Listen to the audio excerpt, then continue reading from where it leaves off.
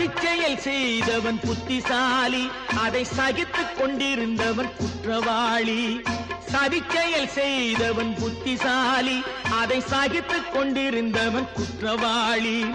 உண்மையை சொல்பவன் சதிகாரன், உண்மையை சொல்பவன் சதிகாரன். இது உலகத்தில் ஆண்டவன் அதிகாரம், இது உலகத்தில் ஆண்டவன் அதிகாரம். கடவுள் ஏன் கல்லானான், மனம் கல்லாய் போன மனிதர்களாலே.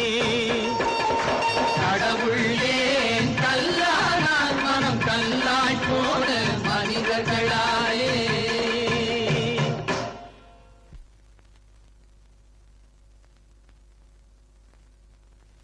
தம்பி, என்னையா